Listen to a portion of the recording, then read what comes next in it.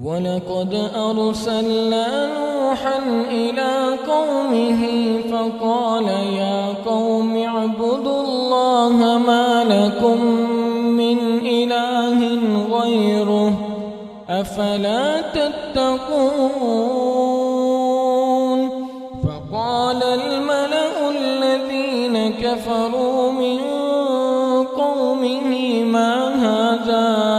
إلا بشر مثلكم يريد أن يتفضل عليكم ولو شاء الله لأنزل ملائكة ما سمعنا